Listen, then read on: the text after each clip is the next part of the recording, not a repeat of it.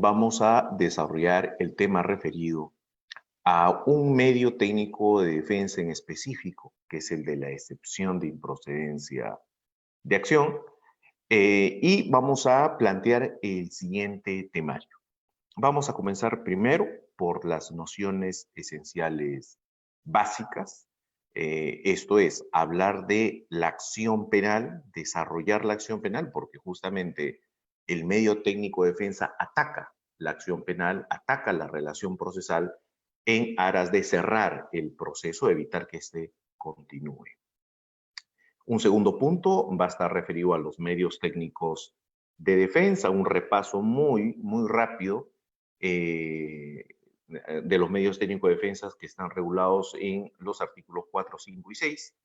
Y el tercer gran punto va a ser ya el desarrollo de la excepción de improcedencia de acción en sus dos supuestos. Un primer gran supuesto, el punto 3.1, sería el de la procedencia de la excepción de improcedencia de acción en aquellos casos de atipicidad, esto es cuando el hecho no constituye delito, atipicidad absoluta y atipicidad relativa, y un punto 3.2 sería el referido a cuando el hecho no constituye delito. Básicamente hablamos de situaciones en donde aparece alguna causa y justificación o de no punibilidad.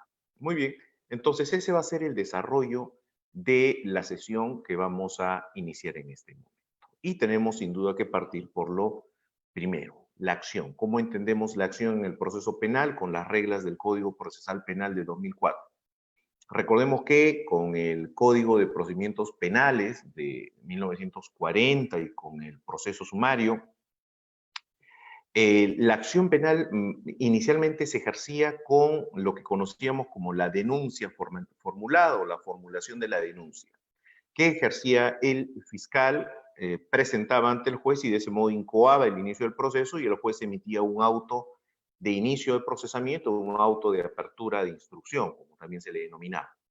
Y a partir de ahí, obviamente, la defensa podía cuestionar esa acción planteada, el inicio del procesamiento, a través de los medios técnicos de defensa. En aquel entonces, la excepción de procedencia de acción era llamada excepción de naturaleza de acción, pero básicamente consistía en lo mismo. La acción penal en el Código Procesal Penal del 2004 se presenta en un primer momento, hablamos de momento porque hay varios momentos donde la acción penal se plantea, en un primer momento se plantea contenida, se halla en la imputación que está contenida a su vez en la disposición de formalización y continuación de la investigación preparatoria.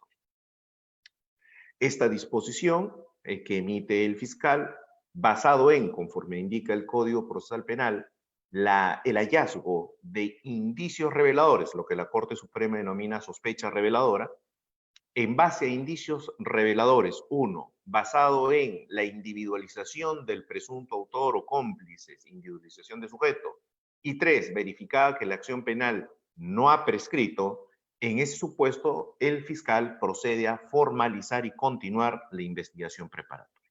Aquí algunos puntos claves. La disposición de formalización e investigación preparatoria se va a plantear tras el desarrollo de las diligencias preliminares.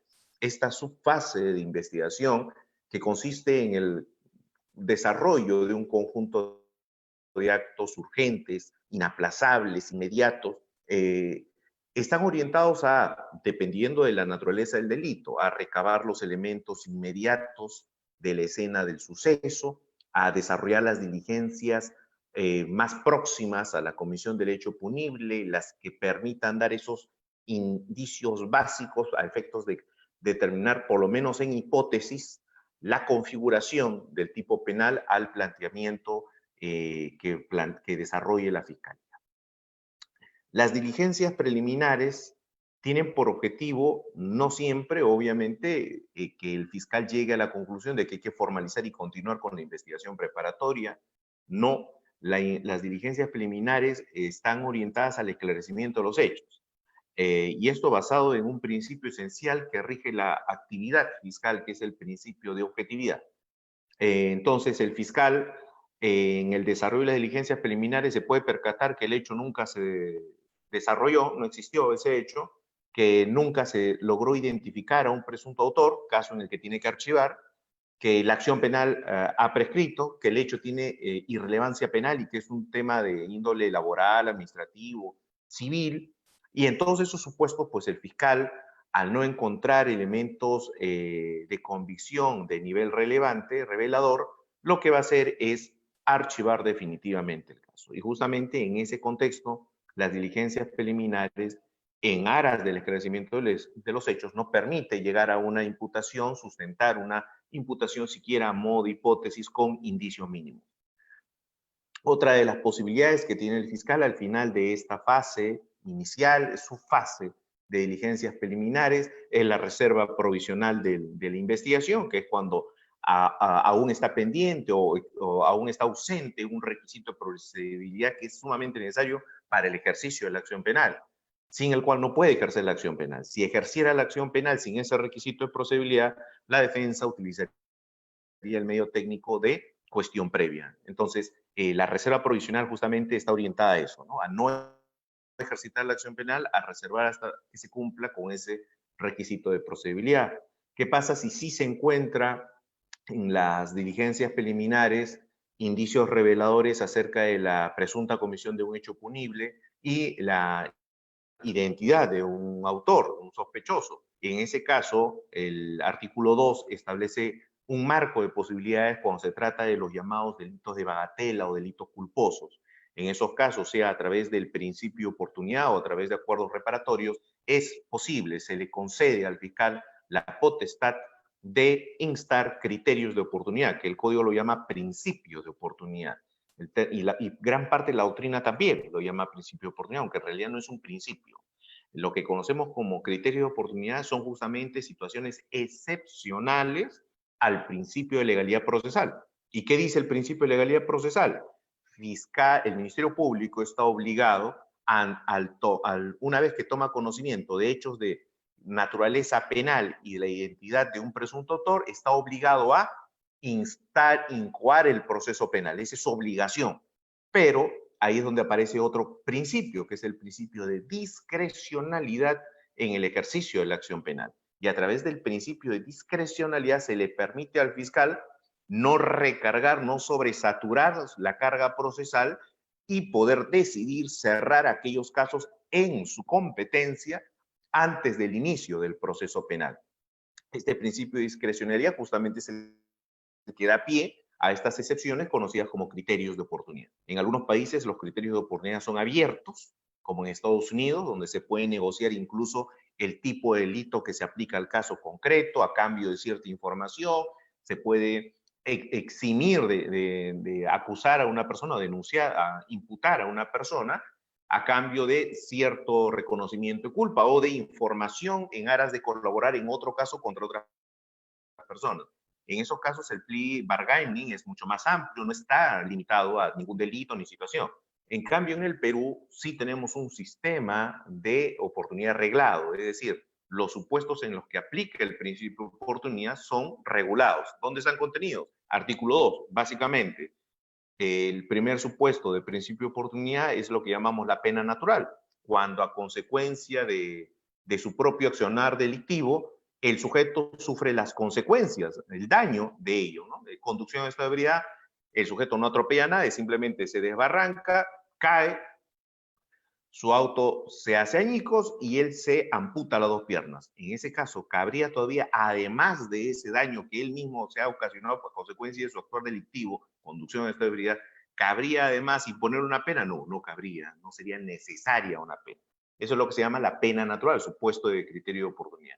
El segundo supuesto es el que más conocemos y el más utilizado, que es el de la comisión de delitos de bagatela, aquellos delitos que no tienen una mayor lesividad al interés colectivo y que perfectamente pueden ser reparados directamente en una tratativa entre el que ocasionó el daño y la víctima. Y el tercero, el nivel de participación mínima de una persona en la comisión de un hecho delictivo. En esos supuestos, pues cabe los criterios de oportunidad. Es otra posibilidad que el fiscal tiene al final de las diligencias preliminares. Y así, en el supuesto en el que al final de esas diligencias preliminares el fiscal sí haya conseguido elementos, datos objetivos a nivel revelador que permitan plantear la hipótesis de la comisión de un hecho delictivo y atribuir a personas en concreto, individualizadas, con nombre y apellido, la comisión de ese hecho delictivo, el fiscal procederá a ejercitar la acción penal, formalizar la investigación y continuación de la investigación preparatoria. A diferencia del antiguo sistema, el fiscal aquí simplemente comunica. El fiscal aquí no se somete a un control que hace el juez y espera a que el juez recién abra una instrucción. No, aquí no corresponde eso. Aquí el fiscal presenta su disposición de formalización ante el juez le habilita un número de expediente a ese caso y empieza ya el proceso penal judicial recién. Antes no había proceso penal judicial, antes lo que había una fase preliminar al proceso judicial. Y el juez obviamente no va a llevar a cabo la investigación. El fiscal sigue teniendo la investigación, él sigue siendo el director de la investigación, él prosigue con los actos de investigación dentro del plazo que ha establecido y el juez únicamente está para una función de control. ¿De qué? ¿Qué controla el juez una vez formalizada la investigación preparatoria? Controla la constitución de las partes, esto es la relación jurídico-procesal. El agraviado quiere ser parte del proceso, artículo 100, 101, tiene que constituirse como actor civil, precisar su derecho, precisar cuál es la pretensión que tiene, qué tipo de daño ha sufrido y listo, se le incorpora. La fiscalía quiere incorporar una persona jurídica, tiene que solicitarlo al juez. La fiscalía va a plantear algún tipo de medida coercitiva contra los procesados, tiene que pedírselo al juez. Las defensas van a cuestionar el ejercicio de la acción penal, tienen que pedírselo al juez, ¿sí? Entonces, en este contexto, el juez cumple ese rol de control, pero la investigación preparatoria ya formalizada sigue en manos de la fiscalía. Esta imputación que plantea la fiscalía y que está contenida en la disposición de formalización, ¿en qué momento genera el inicio del proceso judicial? ¿Cuando se emite o cuando se presenta al juez? Cuando se presenta al juez. Recién cuando el juez la recibe y se emite simplemente un proveído pequeño, un decreto que dice por presentada, por recibida la disposición de formalización, continuación de investigación preparatoria, ya tenemos expedito el proceso penal judicial. El fiscal sigue investigando.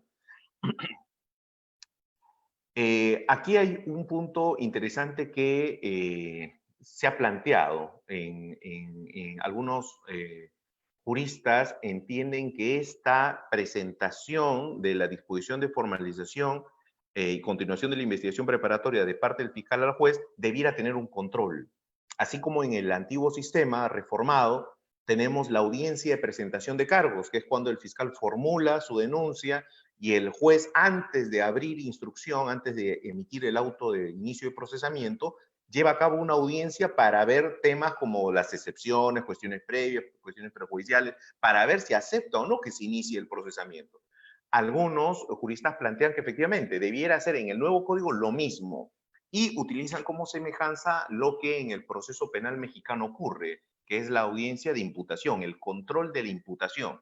Esto es que el juez, una vez recibida la disposición de formalización de la investigación preparatoria, convoque a una audiencia para controlar que esa imputación sea una imputación por un hecho típico, que no ha prescrito, que la imputación sea concreta, que no sea genérica, vaga, ver si hay alguna excepción, algún medio técnico de defensa para desde el inicio del proceso tratar de sanearlo. Es una posibilidad, se ha planteado ello, pero nuestro proceso penal, nuestra normativa adjetiva todavía no lo asimila, no lo incorpora. Entonces hoy no tenemos esa audiencia de control de la imputación. ¿Qué es lo que tenemos cuando las defensas consideran que la disposición de formalización de la investigación preparatoria contiene, por ejemplo, una imputación vaga, una imputación genérica, una imputación imprecisa, oscura, que no se puede entender? En esos casos, la defensa lo que puede hacer es plantear una tutela de derechos, Acuerdo Plenario 2-2012, a través de la cual la Corte Suprema amplió el supuesto, el espectro de la procedencia de los derechos exigidos vía tutela de derecho y estableció que con fines de subsanación se puede plantear una tutela de derecho para evitar que esa imputación vaga genere el proceso y para que el juez le solicite al fiscal que la especifique. ¿Qué pasa cuando la defensa se percata que esa disposición de formalización contiene una imputación sobre un hecho que ya fue materia de una sentencia absolutoria, sobre una conducta que es atípica, sobre un hecho que ya fue perdonado, determinado que no es perseguible penalmente a través de una ley de amnistía, etcétera? ¿Qué pasa en esos casos? La defensa tiene que accionar a través de los medios técnicos de defensa establecidos entre el artículo 4 al artículo 6. Muy bien, entonces ese es el primer punto, la acción, dónde está contenida, cómo opera y recién a partir de cuándo puede ser cuestionada. Segundo punto entonces de este desarrollo temático, los medios técnicos de defensa. ¿A qué apuntan los medios técnicos de defensa? En este contexto en el que ya se formalizó la investigación preparatoria, ya se comunicó al juez, ya las partes han tomado conocimiento de ello. ¿A qué apuntan estos medios técnicos de defensa? No a cuestionar el tema de fondo. Ojo con eso. Los medios técnicos de defensa no buscan esclarecer el tema de fondo. Esto es, si se cometió un delito, si el sujeto imputado es el responsable o no. No, ese debate no es propio de los medios técnicos de defensa. Los medios técnicos de defensa son formales, meramente formales, y apuntan a atacar la instauración de la relación jurídico-procesal, atacan la acción penal, buscan paralizar, anular el proceso o, dependiendo de su característica, suspenderlo o reconducirlo, subsanarlo, subsanar su tramitación. Entonces, los medios técnicos de defensa que contempla nuestro Código Procesal Penal son la cuestión previa, la cuestión prejudicial y las excepciones. ¿Qué entendemos por cuestión previa? Hay un punto de vista que es importante tener aquí. Cuando hablamos de cuestión previa, nos estamos refiriendo a aquel instrumento procesal, que es el medio técnico de defensa, que exige para fines de procesamiento, requiere de cumplimiento de un requisito de procedibilidad, sin el cual no se puede abrir un proceso, no se puede proseguir un procesamiento penal. ¿Cuál es la razón de esto? Respeto al principio de legalidad. Este es el principio que rige el proceso y que es parte del debido proceso. El principio de legalidad lo que establece es que el Estado, en su función persecutora, en su función decisora, debe de cumplir con ciertos estándares mínimos que garanticen un adecuado procesamiento, un procesamiento con respeto a las garantías constitucionales.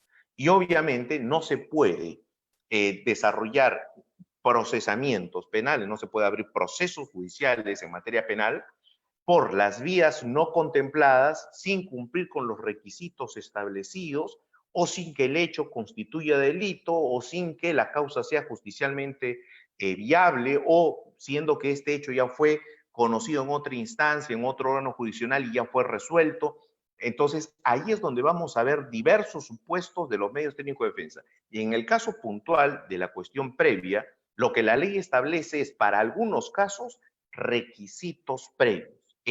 Un ejemplo de cuestión previa, que un caso de lesiones culposas avance, sea formalizado por el fiscal directamente sin antes haber seguido el procedimiento de principio de oportunidad, que es una obligación. Entonces, en ese caso, lo primero es, antes de que me formalices una investigación y me lleves a proceso penal por ese caso, primero te faltó seguir el procedimiento del principio de oportunidad, convocarnos para ver si podemos llegar a un acuerdo sobre la reparación civil y abstenerte del ejercicio de la acción penal. ¿Qué otro supuesto? El caso de el pronunciamiento previo, el desarrollo previo del procedimiento de acusación constitucional en los casos de delitos contra la administración pública, delitos de función contra altos funcionarios públicos que gozan de la prerrogativa del antejuicio o que están aforados. En esos casos, obviamente, el fiscal no puede formalizar investigación preparatoria y llevarlos ante los jueces de investigación preparatoria directamente si previamente no ha agotado el procedimiento parlamentario. Son cuestiones previas, ¿sí? La cuestión previa, ¿te mata el proceso? No. En muchos casos lo que va a hacer es suspender hasta que se cumpla el requisito de procedibilidad. Ahora, si ese requisito de procedibilidad es imposible de cumplir, bueno, ahí obviamente el caso se cierra. La cuestión previa es, en sus efectos, extensiva, sí, sí. Es decir, los efectos de suspensión o anulación del proceso, vía cuestión previa, pueden ser extendidos a todos los procesados, así ellos no hayan planteado o deducido la cuestión previa. Hay una condición, siempre y cuando todos se encuentren en la misma situación procesal, en la misma condición. No va a ser exigible, por ejemplo, en el caso que les planteé, la cuestión previa porque faltó el procedimiento constitucional, debatir el antejuicio político. No, pero si eres uno de los procesados y no tienes condición de alto funcionario, eres un civil, el proceso contra ti va a proseguir. Se suspenderá en relación a los demás, pero en relación a ti el procedimiento va a proseguir, ¿sí? El segundo medio técnico de defensa es el de la cuestión prejuicial. En el caso de la cuestión prejuicial estamos hablando de una falta de configuración, una falta de un elemento básico para la configuración de la imputación penal, sin el cual el procesamiento penal es inviable. Pero ese elemento que falta justamente falta porque aún no ha sido objeto, no ha sido materia de pronunciamiento en una vía extrapenal. Es decir, se necesita de un pronunciamiento fuera del proceso penal en donde un hecho relevante para la calificación, para la configuración de la imputación, tenga que haberse esclarecido. ¿Qué casos podrían ser estos? Delitos de omisión, asistencia familiar, en donde se necesita el pronunciamiento de la jurisdicción civil respecto a la relación paterno-filial de los sujetos, donde tenga que existir una sentencia previa en donde se imponga esa obligación. Es necesario ello antes de. ¿En qué otros casos se da estas situaciones de cuestiones prejudiciales? Por ejemplo, en los casos en donde adicionalmente a los elementos del tipo que puedan presentarse en la imputación respecto a un hecho determinado, podríamos tener la situación en la que el órgano civil tenga que dilucidar un tema de propiedad o de posesión frente a la imputación de un delito contra el patrimonio, en donde resulta necesario determinar, por ejemplo, llamémosle, caso de apropiación ilícita, donde previamente en materia civil se está dilucidando si existía o no la obligación de devolver. En esos casos va a ser necesario esclarecer, obtener ese dato en justicia extrapenal para luego recién plantearse el procesamiento en la vía penal. Muy bien. El tercer conjunto de medios técnicos de defensa es el de las excepciones. Excepción, en su terminología latina, significa destruir, desarmar, desmembrar. La excepción apunta a eso también en el proceso penal. Una excepción es un instrumento procesal, es lo que muchos denominan un remedio procesal, tal es la posición de Jimeno Sendra, es un remedio procesal a través del cual se ataca la relación jurídico-procesal, se ataca por la ausencia de algún presupuesto procesal que torne inviable la continuación de un procesamiento o por lo menos en algunos casos torna innecesario reconducirlo por otra vía. La excepción en un proceso penal es propia del imputado. Miren, medios técnicos de defensa. ¿Quién es el único, la única parte procesal que puede utilizar estos medios técnicos de defensa contra la acción penal? El imputado. El imputado es el que ejerce derecho de defensa. Y ahí también hay que hacer una precisión. La fiscalía no tiene derecho de defensa. en el proceso penal, porque el derecho de defensa, entendido en su acepción incluso más amplia, implica la posibilidad de contradecir, de responder, de explicar cargos, sindicaciones, sospechas contra la persona. ¿Y contra quién hay sospecha, contra quién hay imputaciones, contra quién hay cargos? Contra el imputado. La fiscalía no tiene no recibe esas imputaciones. La fiscalía las plantea. Y la fiscalía lo que en el proceso tiene es una derivación del derecho de defensa, que es el principio de contradicción y el principio acusatorio, son condiciones totalmente distintas. Por el principio de contradicción se le permite a la fiscalía refutar lo que plantea la defensa. Por el principio de contradicción se le permite a la fiscalía contraexaminar o desvirtuar los medios probatorios de la defensa, principio contradictorio. No, pero la fiscalía también tiene derecho a que se le notifique correctamente, a que se le avise con anticipación de una audiencia. Claro que sí, pero eso no es derecho de defensa, eso es principio de trato igualitario, principio de igualdad de armas, que es otra cosa. Entonces, por eso hay que tener claro que la fiscalía no ejerce derecho de defensa. Utiliza el principio de contradicción y le cubre, obviamente, el principio de igualdad de armas, el principio de pluralidad de instancia, ¿sí? No derecho de defensa. El derecho de defensa es solo para el imputado. Entonces, en este caso, la excepción las excepciones en general están orientadas a ello, a defender al ciudadano, pero de manera formal. Es un ataque de forma. Las excepciones en, en, en doctrina son entendidas como remedios que plantean un límite a la función persecutora del Estado. Ese poder deber que tiene el Estado en materia penal, monopolizado de administrar el derecho penal, de aplicar, de ejercitar el jus puniendi, tiene límites. Es decir, no es absoluta que tiene el Estado a través de sus agentes, llámense Ministerio Público en específico, que se le permite plantear imputaciones por hechos que no constituyen delito, ¿sí? Que no están previstos como delito en la norma al momento de su comisión. No se le permite a la Fiscalía que plantee o que vuelva, intente procesar nuevamente una persona que ya fue procesada. No se le permite a la Fiscalía que plantee una imputación por un hecho que ya fue determinado no perseguible penalmente por una ley de amnistía, un hecho que ya prescribió, que hace 20 años ocurrió y que a la fecha ya la acción penal ha caducado, ya el ejercicio de persecución no está vigente. Esos límites justamente se buscan defender a través de la excepción.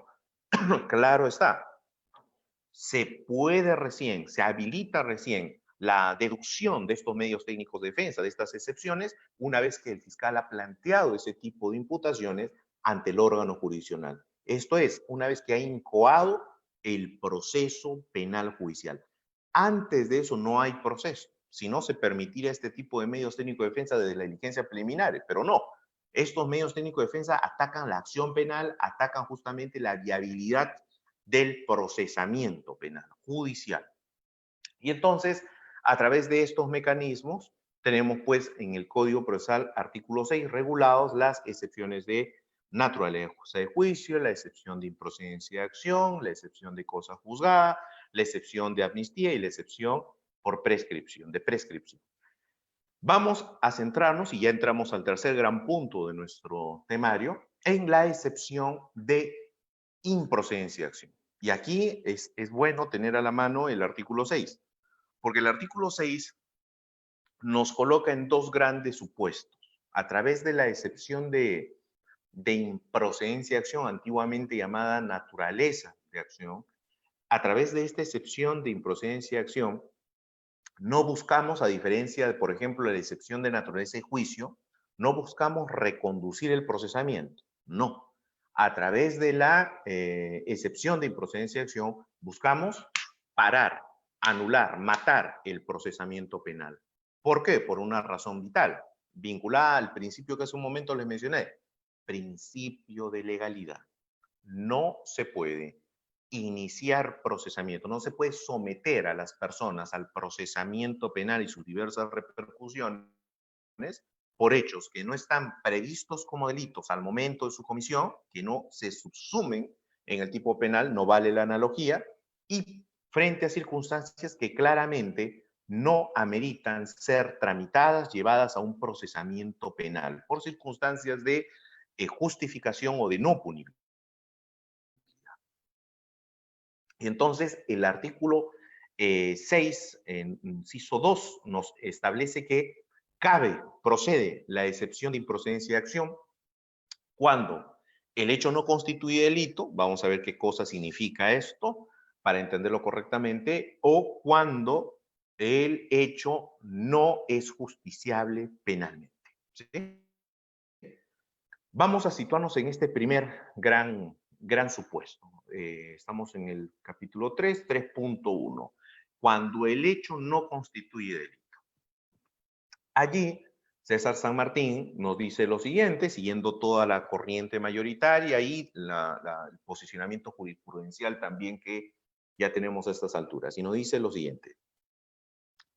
Cuando hablamos de este primer supuesto de la excepción de improcedencia de acción, estamos hablando básicamente de tipicidad, de un análisis de tipicidad. Y entonces se pueden dar a su vez, dentro de este primer gran supuesto, dos situaciones. Primera situación, sería fundada la excepción de improcedencia de acción bajo este primer supuesto de que el hecho no constituye delito, cuando el hecho imputado, la conducta planteada, atribuida al procesado, al imputado, no está prevista en ningún artículo del Código Penal ni ninguna ley penal especial. No está prevista. Ni siquiera se asemeja a alguna de ellas. Y en ese caso, obviamente, estamos ante el supuesto de atipicidad absoluta. El hecho simplemente no concuerda en lo absoluto, de ninguna manera, con ningún supuesto fáctico contenido en alguno de los tipos penales contemplados dentro de los diversos dispositivos del Código Penal. Perfecto. Atipicidad absoluta. Y el segundo supuesto dentro de este primero, que es el de que el hecho no constituye delito, es cuando la conducta imputada, el hecho planteado a modo de hipótesis incriminatoria por el fiscal en la disposición de formalización, carece de uno o más elementos configurativos del tipo penal planteado. Es decir, si el tipo penal tiene 4 o 5 elementos normativos, objetivos, que lo configuran, que lo constituyen, y el hecho imputado solo tiene 2, pues obviamente falta una adecuación. No hay un análisis de subsunción en relación a lo que imputa la fiscalía y lo que el tipo penal exige, en teoría. Y eso es lo que se denomina atipicidad relativa. Faltan algunos elementos para que pueda subsumirse, configurarse la conducta planteada con el supuesto fáctico del tipo penal. Atipicidad relativa. Son los dos supuestos dentro de este primero, que es el de que procede la excepción de improcedencia de acción cuando el hecho no constituye delito. Claro está, acá tenemos que se está buscando respetar el principio de legalidad, solo se puede procesar y sancionar aquellas conductas que han estado previstas como delito al momento de su comisión y aquella persona que lo ha cometido cuando ese hecho, esa conducta estaba prevista al momento de su comisión. ¿No es cierto? Y hay otro principio esencial en este caso, que es el de la proscripción, la prohibición de la utilización de la analogía para fines de configuración penal. No, pero es que la conducta no es, pero parece, ¿no? En una conversación entre adultos, pongo como un ejemplo, en una conversación entre personas adultas, en un coqueteo virtual vía WhatsApp entre dos adultos, uno de ellos se emociona demasiado y le envía una foto a la otra persona de una parte de su cuerpo de él desnudo. Pregunta, ¿eso configuraría delito de acuso? Claro, la visión social, la visión de las redes sociales o de los medios de comunicación de un sector que impulsa ese tipo de planteamientos va a levantar la voz en el cielo, pero desde un análisis penal, si comparamos ello con la ley específica, el artículo específico del Código Penal, no vemos reiterancia, no vemos ausencia de voluntad, no vemos ninguna conducta que permita adecuarse a un tipo penal determinado. Ese análisis, que es un análisis meramente teórico, meramente descriptivo, normativo, dogmático, ese análisis es propio de este primer gran supuesto. Improcedencia de acción porque el hecho no constituye delito, es un análisis teórico, es un análisis dogmático donde lo que se busca es previa determinación de los elementos constitutivos del tipo, sujeto activo, elementos normativos, elementos objetivos, elementos subjetivos, se logra establecer cómo está configurado ese tipo penal. Y luego se hace una comparación de esos elementos con lo que en la conducta planteada por la Fiscalía en su disposición de formalización se ha establecido. Si esa conducta, esos hechos planteados por la Fiscalía logran o no adecuarse a esos elementos exigidos. Y ahí es donde viene otra pregunta importante. ¿Cuál es el marco? ¿Cuál es la conducta que yo debo de comparar con los elementos del tipo? No es la disposición número 1 por la cual se abrieron diligencias preliminares. No. No son las disposiciones de prórroga de plazo, ampliación de plazo. No. No son proveídos, no son declaraciones. No.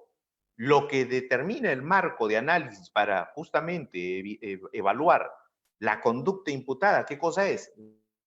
La disposición de formalización inicialmente y luego, si es que ya avanzó la investigación preparatoria y ya se planteó un requerimiento acusatorio, la acusación. Son los dos instrumentos que tienen que evaluarse en relación a su contenido para plantear una excepción. Preciso esto, ¿por qué? Porque la excepción no solo se plantea desde que se presenta la formalización de la investigación preparatoria, sino también en etapa intermedia. Una vez que el fiscal ya presentó su requerimiento acusatorio, el juez ya corrió traslado por 10 días, la defensa tiene la posibilidad de plantear su excepción de improcedencia de acción, atacando ahora lo que contiene la acusación, el marco de imputación dentro del requerimiento acusatorio. Entonces, el marco de análisis, estamos en fase de investigación preparatoria formalizada, va a ser esta disposición de formalización. Y dentro de esa imputación, de ese marco fáctico que plantea la Fiscalía en su disposición de formalización, ¿cuál de todos los ámbitos voy a evaluar? Y la pregunta es importante. ¿Por qué? Porque muchas veces la Fiscalía, siguiendo de manera sistemática lo que establece el artículo 349 para la acusación, en su disposición de formalización también plantea circunstancias precedentes, concomitantes y posteriores. Ya, para fines de la evaluación del juicio de tipicidad, la evaluación de si esa conducta encaja o no, se subsume o no en los elementos de tipo penal, ¿qué ámbito de esos hechos debo evaluar? Los configurativos del tipo penal son aquellos punibles. ¿La fase de ideación es punible? No. Los actos preparatorios, regla general, no. Hay algunos casos donde sí es punible. Regla general es que los actos preparatorios no son punibles, iter criminis. La fase de ejecución, puesta en ejecución y hasta la consumación, sí, por supuesto. El agotamiento, no. ¿Ya? Entonces, tenemos que tener claro que desarrollado el iter criminis de la conducta planteada, lo que resulta relevante para evaluar si efectivamente se cumple o no con los verbos rectores, con los elementos del tipo, son los actos de ejecución, salvo las excepciones que el mismo Código Penal en algunos casos establece de acuerdo a la naturaleza del delito, ¿no? Aquellos delitos sancionados, llamados de peligro, en donde la sola puesta en acuerdo o asociación ya es punible. Bueno, son situaciones excepcionales, pero que hay que tener en cuenta. La regla general es que justamente el objeto de análisis tiene que ser ese momento de ejecutivo que puede llegar hasta el desistimiento, que puede llegar a la frustración, que puede llegar a la tentativa o a la consumación. Ese es el ítem. Fases posteriores, no. Si bien eso parece algo tan básico, estimados colegas, en la práctica hay tremendos errores judiciales en donde a una persona se le imputa complicidad por una intervención postconsumativa del delito. Ah, porque luego lo llamó, luego le cedió dinero, etcétera, cómplice del delito. Podrá ser encubridor, podrá ser autor de otro delito, un hecho no punible, si se trata del autoencubrimiento, pero está fuera de ese marco de ejecución. El cómplice solo es aquel que presta apoyo, sea en fase preparatoria o en fase de ejecución. Entonces, esto que parece tan básico muchas veces se pasa por alto y hay imputaciones incorrectamente planteadas y que vía una excepción pueden ser cerradas. Muy bien. Entonces, ese es el espectro de el ámbito de análisis fáctico que se tiene que tener en cuenta para la subsunción en la norma jurídica respectiva, en el tipo penal específico. Lamentablemente, muchas veces en algunas imputaciones se pone más énfasis en los antecedentes, en las circunstancias precedentes y en las circunstancias posteriores que justamente en la misma conducta. Y recuerden que cuando el Código Procesal Penal habla en materia de imputación, de acusación, habla de hechos, lo que nos está diciendo es conducta. ¿Qué conducta el fiscal le atribuye al sujeto? Y ahí es donde el Ministerio Público en muchos casos tiene que corregir su planteamiento de imputación. Muchas veces se plantean procedimientos de investigación y no hechos. Se comienza con el marco fáctico diciendo que con tal fecha, tal hora, tal persona se apersonó a la comisaría tal a denunciar. Seguidamente el efectivo se constituyó al lugar y encontró tal cosa. Esa no es la conducta. Eso es un desarrollo de investigación.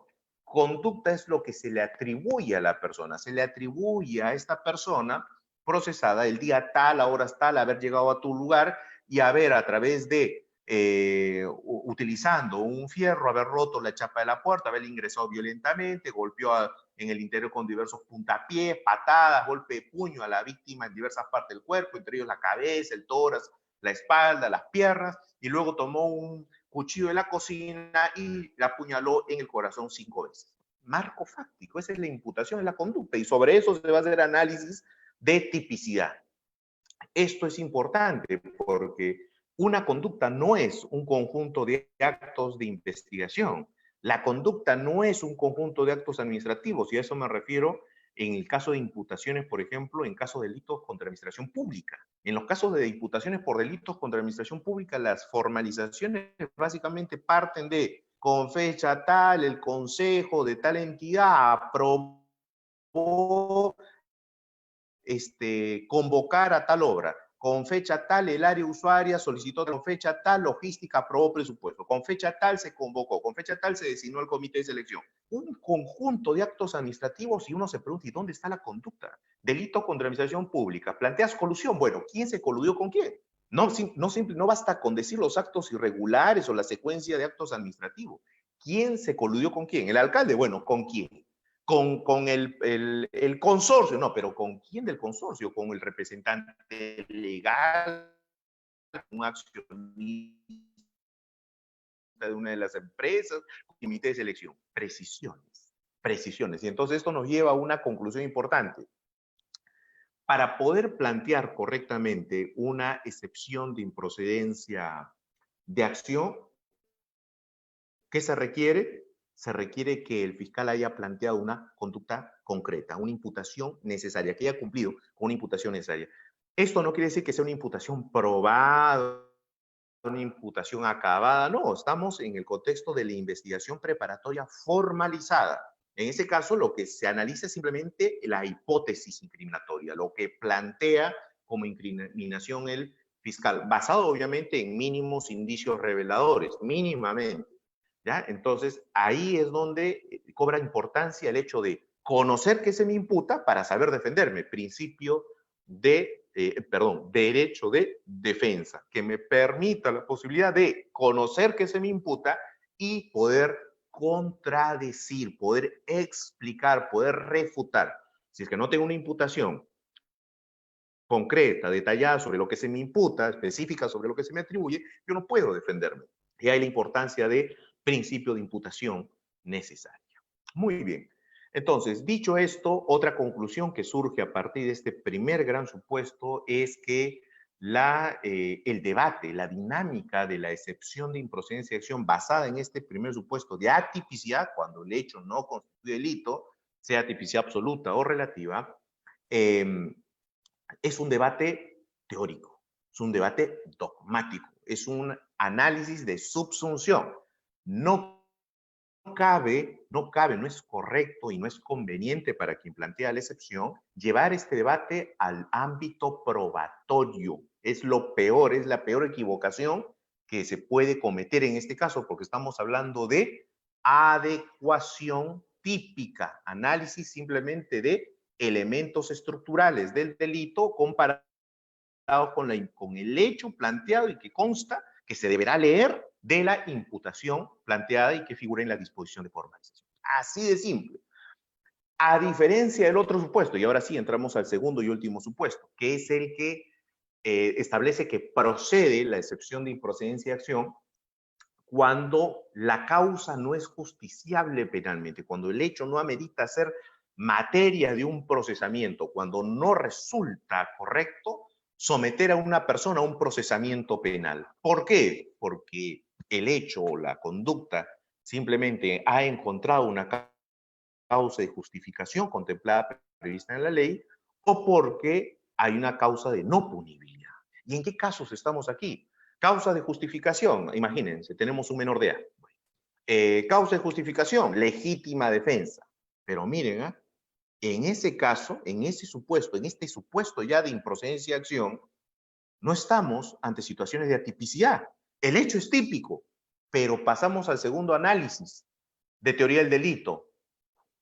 Antijuricidad, punibilidad. Ok. O sea, hay una causa de justificación, sí, pero si tú alegas causa de justificación o causa de no punibilidad, ¿cuándo hay causa de no punibilidad? Por ejemplo, hurto, apropiación, daños en casos de sociedad conyugal, entre cónyuges. La misma ley establece que esas conductas no son punibles, en tanto obviamente los bienes sean de la sociedad gananciales, ¿ya? Causa de no punibilidad. Entonces, en esas circunstancias, no basta con que lo planteemos en teoría, no basta el argumento nada más, el dicho, perdón, nada más. Nuestro argumento tiene que estar también conformado por elementos de convicción de descargo.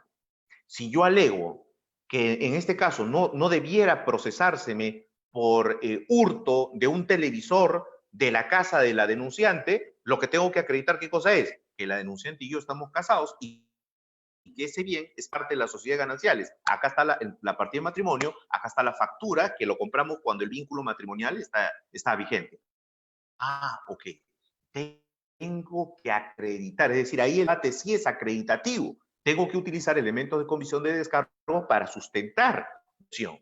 En el caso de la legítima defensa, si yo alego que en este caso no es que hubo un homicidio premeditado, que lo que hubo es una reacción en defensa de mi vida, porque yo no provoqué la agresión, porque fue un ataque ilegítimo, porque el sujeto era peligroso y reaccioné racionalmente con lo que tenía en mi mano, entonces no basta con que yo lo diga, yo tengo que probarlo, tengo que acreditarlo. Mi excepción en ese debate, en este segundo gran supuesto, entonces, sí va a ser una excepción que tenga que ser sustentada con elementos de convicción. Es decir, el debate ya no es teórico como en el primer supuesto de atipicidad. El debate aquí es un debate probatorio. Muy bien, colegas, espero que estos datos hayan sido de interés, que sean de precisión y de utilidad y que generen a su vez mayor interés en este contenido. Quedo al pendiente de las preguntas que hubiera para poder responderlas con todo gusto.